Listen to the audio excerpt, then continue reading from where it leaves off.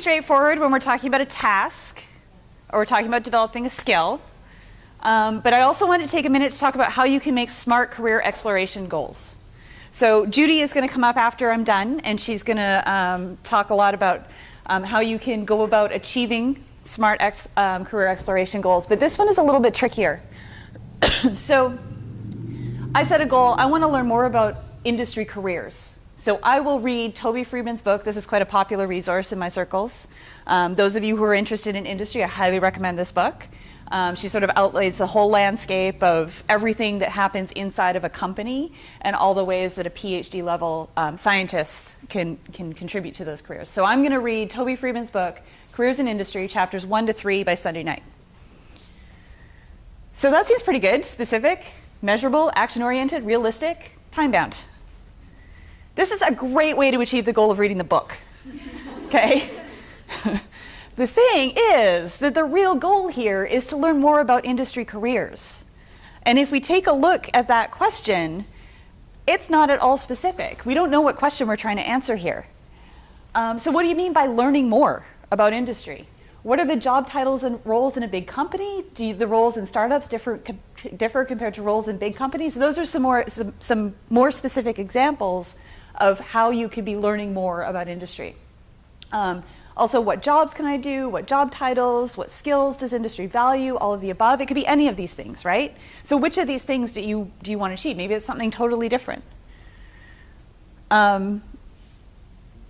So I want to learn what industry job titles you can do or have with a PhD but not a postdoc.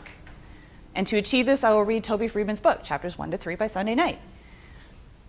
Still not measurable though, right? So again, how do you know you've learned it? How do you know you've achieved it? So you have to apply a metric to that knowledge gain. So what if instead I say, I want to identify 5 job titles in industry that one can do with a PhD but not a postdoc? I will read Toby Friedman's book, chapters 1 to 3 by Sunday night. So now we've achieved all of these things: specific, measurable, action-oriented, realistic, time-bound. We may not get to that goal by doing this, but at least we've set it and we'll know if we've achieved it. You'll know if you've got your answers. If you don't have your answers, then you can set a new goal and you can go somewhere else to see if you can find what's still missing. Maybe you only found 3 and you want to find 5. So then you can find another way to find 5. Okay? And these are some of the different ways that you can use the MyIDP to set these additional skills development goals. And so, like I said, after I'm done here, Judy's going to come up and she's going to talk about all of the, she's going to provide you with some very good tools for going out and doing some of these career exploration things. So how to talk, help to prepare you to do networking and to talk to people, and how to figure out where to find this type of information. But the MyIDP can be a really useful place to document and track the achievement of these goals. So where do you go from here? The MyIDP gives you some possible job titles, gives you some resources that you can go to, so go off and read about careers. We hope that you're going to take advantage of your time at the conference here. Talk to the people who are doing different things. There's an entire, around the poster session, there's people who work in companies. They're here to talk to you, and they get really, really bored, actually. The thing that they hate most is not when you just go up and grab a handful of candy. It's when you go up and grab a handful of candy, but feel guilty about doing it, so then you make them talk small talk, even though neither of you wants to do that. So go up, grab the handful of candy, and say, hey, I'm really interested in your company. What do you do there? It's a really good opportunity to do that. Do informational interviews, networking. This is a good place to start. Every single one of these people in this room, you're all thinking about all the different careers. You've just met, hopefully, 3 different people who will go into 3 different careers. There's a good start to your network. See if you can take the opportunity to try some of the tasks associated with a job. See if you can do a job shadow at a company. See if you can find some projects. There's lots of different departments at your universities as well. See if you can take advantage of internships. But also make sure you revisit your MyIDP as you do all of these things. Redo it, like I said, at least once per year, because your skills and your interests and your values are going to change. And so just keep cycling through this process. Again, the MyIDP is meant to be iterative. And so you should be doing this all the time. So we talked a lot about what the MyIDP tool does. So hopefully you've got some better language around your skills and interests and values. Hopefully you can now go ahead and think a little bit more deeply about the careers. One of the most important things it does is it provides a straw man for career directions. So this, you got the MyIDP spit out some possible careers. How many of you looked at that top career and went, really? Yeah, it's not prescriptive. Okay, it's meant to be a straw man. It's a structure that's being built so that you have something that you can tear down and build on more. Things that are a better fit. Read about what that is and what that means. Maybe scrap it all together. Maybe it is completely incompatible with your values. And remember, the values aren't taken into account in the MyIDP, so that's fine. But it's meant to give you a starting place. It suggests reading by career paths, reading 4 different career paths. Hopefully it'll be useful as a goal writing tool. And it does have the ability to incorporate a calendar if that's something that you might be interested in.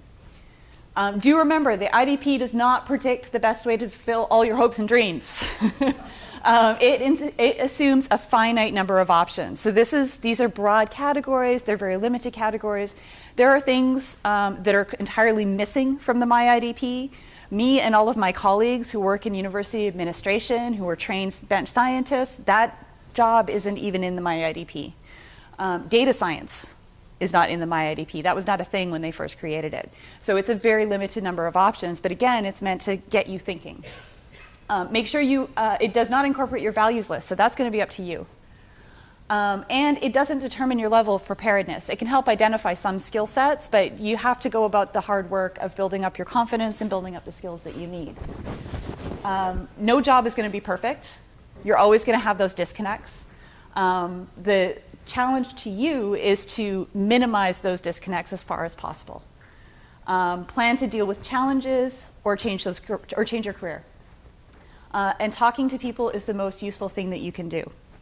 One of the final things I want to leave you with is that there is no roadmap. So we're going to we've got some wonderful, generous people who are coming in after the break today to talk to you about the various careers that they've gone into.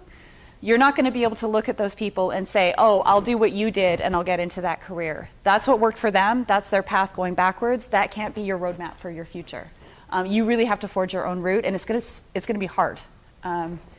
This last point is something that a lot of people miss. It's hard work, and it can be frustrating, but it's frustrating for everybody, and it's totally normal to be frustrating.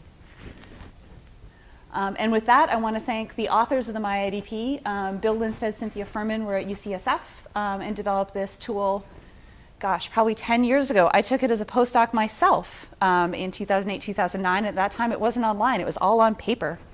And then Phil Clifford and Jen Hoban.